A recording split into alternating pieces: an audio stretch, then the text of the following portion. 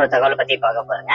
அதாவது இந்த கலைஞர் மகளிர் உரிமை தொகை திட்டம் ஒரு 1000 சம்பந்தமாக ஒரு சூப்பரான அப்டேட் வெளியாயிருக்கு. இந்த கலைஞர் மகளிர் உரிமை தொகை திட்டத்துல புதிய பயனாளிகள் நிறைய பேர் தேர்வு பண்ணியிருக்காங்க.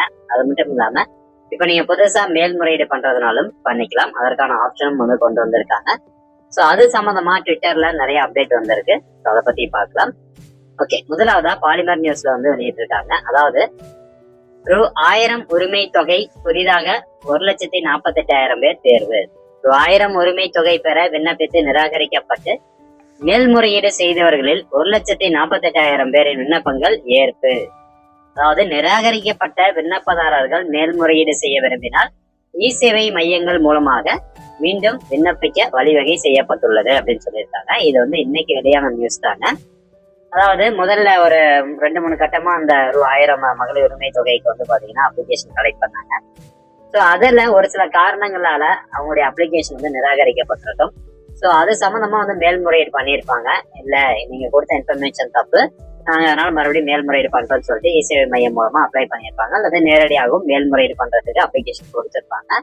ஸோ அந்த மாதிரி மேல்முறையீடு பண்ணவங்கள மட்டும் இப்போ 1,48,000 பேருக்கு மீண்டும் அவங்களுடைய விண்ணப்பங்கள் ஏற்றுக்கொள்ளப்பட்டிருக்குது. அது மட்டும் இல்லாம அவங்களுக்கு அடுத்த மாசத்துல இருந்து ரூ. 1000 பணம் கிடைக்கும். ஸோ இதற்கான ஸ்டேட்டஸ் பாத்தீங்கன்னா உங்களுடைய மொபைல் நம்பருக்கு SMS வரும்.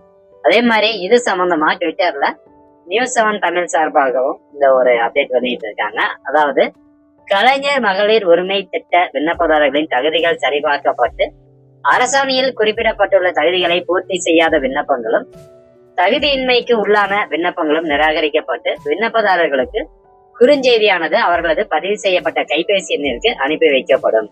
அடுத்ததாக பாருங்க, நிராகரிக்கப்பட்ட மேல்முறையீடு விண்ணப்பதாரர்கள் மீண்டும் நிராகரிக்கப்பட்ட நாளிலிருந்து 30 நாட்களுக்குள் இ சேவை மையம் வழியாக மேல்முறையீடு செய்ய வழிவகை செய்யப்பட்டுள்ளது. ஸோ இப்போ நீங்க மறுபடியும் மேல்முறையீடு பண்ணிருக்கீங்க, எகைன் பாத்தீங்கன்னா உங்களோட அப்ளிகேஷன் நிராகரிச்சிருக்காங்க அப்படின்னா மறுபடியும் நீங்க மேல்முறையீடு பண்ணிக்கலாம். மேல்முறையீடு பண்ண அந்த டேட்ல இருந்து 30 நாட்களுக்குள்ளார மறுபடியும் நீங்க இ சேவை மையம் மூலமா மேல்முறையீடுக்கான அப்ளிகேஷன் சப்மிட் பண்ணிக்கலாம் அப்படின்னு சொல்றாங்க.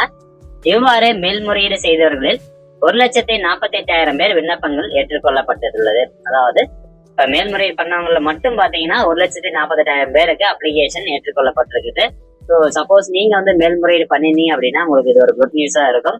ஸோ உங்களுக்கான ஸ்டேட்டஸ் SMS மூலமா வந்திருக்கா அப்படிங்கிறத செக் பண்ணி பார்த்துக்கோங்க. ஸோ இதான் ஃப்ரெண்ட்ஸ் புதிய அப்டேட். ஸோ கலைஞர் மகளிர் உரிமை தொகை திட்டம் இது வரைக்கும் நீங்க விண்ணப்பிக்கல அப்படின்னா மீண்டும் விண்ணப்பிக்கிறதுக்கு கூடிய விரைவில் ஆப்ஷன் கொண்டு வந்துருவாங்க. இ சேவை மையம் மூலமாகவே விண்ணப்பிக்கலாம். அது மட்டும் இல்லாம இப்ப உங்களுடைய அப்ளிகேஷன் நிராகரிச்சிருந்தாங்க அப்படின்னா நீங்க மேல்முறையீடு பண்ணிக்கலாம்.